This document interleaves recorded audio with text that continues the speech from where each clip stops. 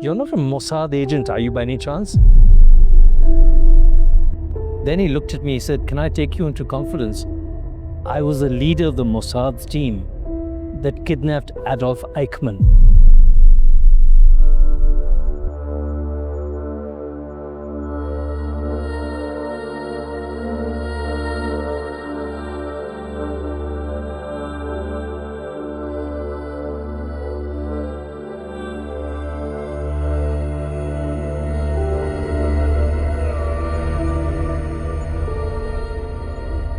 I was the Middle East correspondent of a leading London newspaper.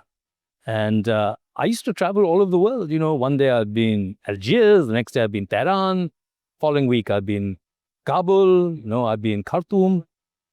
It so happened, it was a hot day like today, the sun I remember shining. I was sitting in my balcony and the phone rings and this voice comes across, "I'm Peter Malkin. Why did you come and meet me in my house in Tel Aviv?" There was something in this man's voice. I mean, how do we say in Hindi, shak, mujhe shak pad gaya. Isme kuch ajeeb cheez hai. I wanted to know more. So, following my instincts really, I jumped into my car. He'd given me the address. And I took my old Fiat and I drove down to Tel Aviv. And I got there to his house. And this very gracious gentleman opened the door. And he said, "Yes, what can I do for you?" I said, "Are you Mr. Malkin?" He said, "Are you Mr. Bhatia?" I said, "Yes." He said, "Welcome. Please come into my house." And then he said, "This is my wife." And a very pretty, very nice lady with, I remember, a floral dress, pink and white floral dress. Abhi tak I still remember her. And she said, welcome, Mr. Bhatia. I believe you're from London. Because you're from London, I've made English tea. And I made you a cake. I think it was chocolate cake. My favorite. It so happens. My absolute favorite. How they knew it was my favorite, I don't know. But I was eating away this chocolate cake. And then Peter suddenly brought out this folder of paintings. At least he said they were paintings. But actually, they weren't paintings in the classical sense. Like you might see a Rembrandt or a Monet, nothing like that. They were like sticks, very strange kind of paintings in black and white. And I looked at them in complete amazement. I thought, what on earth am I doing here? I should be sitting doing a major story in Jerusalem, not sitting here with these sticks. But just by chance, I said to him, "Peter, where were these paintings done?" And he didn't answer straight away. He looked at me in a very peculiar way. And he said, "May I call you Shyam?" So I said, yes, please do, Peter, that's my name. He said, "These paintings were done by me personally in Argentina." And then I really had a shock because I'd read my history. I knew that a lot of Nazi escapees had run away from Germany after the Second World War and settled in Argentina and Brazil. And my thought was, this man is an Israeli. He's showing me paintings he's done in Argentina, home to a lot of German Nazi exiles. So I just said, just the top of my head, I said, "You're not a Mossad agent, are you, by any chance?"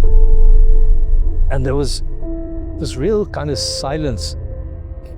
His wife looked at him. He looked at his wife. Then he looked at me, he said, "Can I take you into confidence? I was the leader of the Mossad team that kidnapped Adolf Eichmann and brought him to trial here."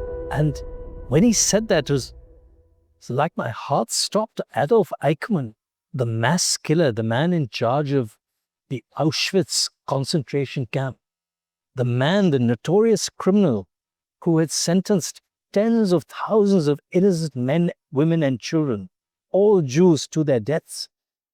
He had been caught by this man from Mossad. He was now telling me the whole story of what had happened.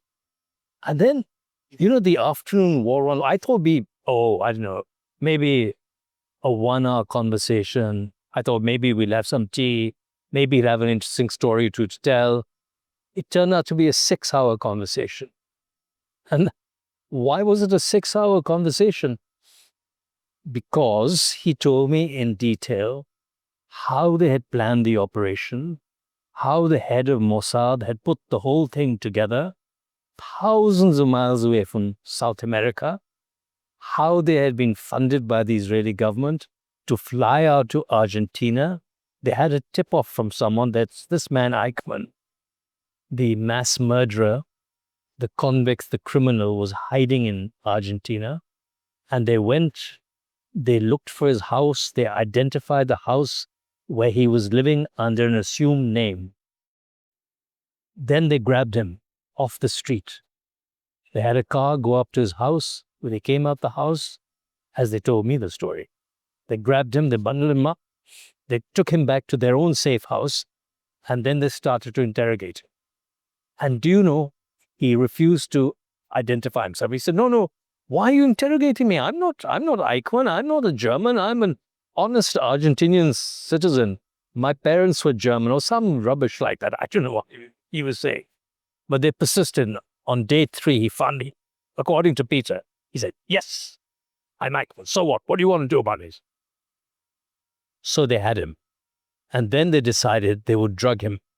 They drugged him, they bandaged him up, made him look like a patient in terrible distress. And they went to the Argentinian officials and they said, we have an Israeli. He's very, very sick. He needs to be treated urgently back home in Israel. Can we have your permission to take him as he is onto our aircraft, El Al, the airline, and take him to Israel? And the Argentinians believed their story. So he's bandaged up. If you look at the pictures of the time, he's on a stretcher and there are bandages around his head, around his arms, around his stomach, and they're putting the stretcher into the aircraft. And then they flew, I think, non-stop all the way back in their Boeing aircraft, all the way back to Tel Aviv. And he was eventually put on trial and sentenced to death. That whole story, the inside story of what happened to Adolf Eichmann, had never been told before. Now, why Peter Malkin chose me to tell this exclusive story? I mean, to this day, I'm not sure. I do know. I have looked back on it. I've asked people. Apparently, he did try to interest other journalists, other foreign journalists. I think Malkin was thinking of writing his own book, and he wanted to test out the story on someone just to see if there was international interest in what had happened. Well, we published the story. It was, in old-fashioned terms, an international scoop. I don't mind telling you that. It was a scoop. And my editor rang up. He said, well done, congratulations.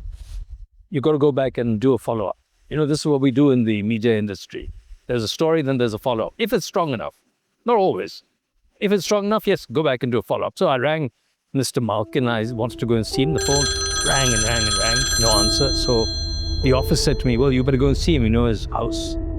And again, I got into my car, drove to Tel Aviv, knocked on his door, no answer. Then, like we do in the media, I knocked on this neighbor's door, I knocked on that neighbor's door. One of the neighbors said to me, why are you knocking? This house that you're knocking on, this house has been empty for 5 years. So having told his story, obviously Mossad decided they didn't want any more publicity, and they bundled him up and took him off to secrecy somewhere. So I went to the Foreign Office, the Israeli Foreign Office in Jerusalem. Very nice people, normally very cooperative in those days. And I said, look, I've had this exclusive story from Peter Malkin, this wonderful story about Mossad, how they kidnapped Adolf Eichmann. I've been back. My editor is desperate for a follow-up. Please, can you help me? And they said, we don't know who you're talking about.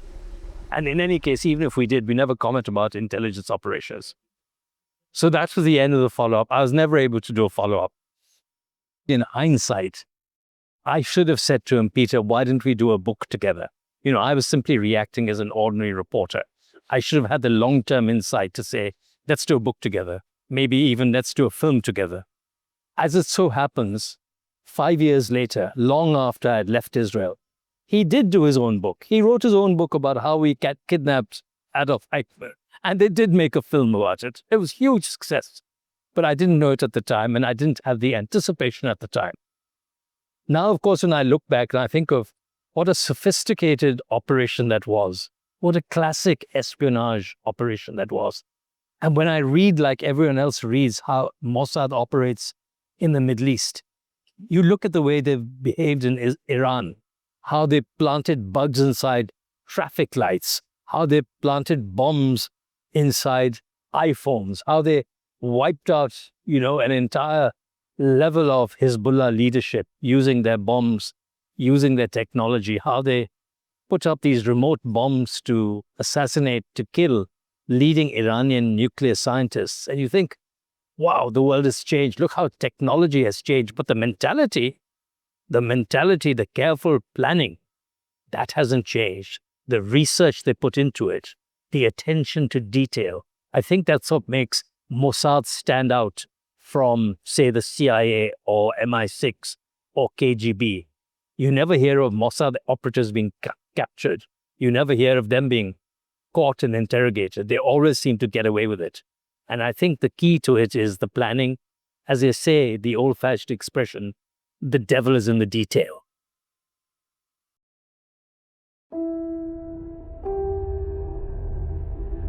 It was the height of the Iran-Iraq war. Bombs were falling in Tehran, and I'm standing outside my hotel in Tehran, the Lale Hotel, I remember.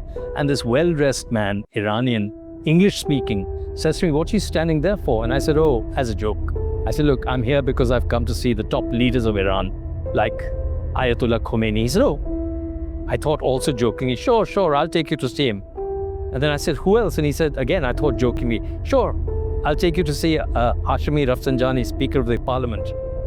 2 weeks later, when I went back and I asked to see the same businessman who had facilitated these meetings, his secretary looked at me straight in the face and went, "Shh." Only later did I realize this had been an approach from the Iranian Secret Service.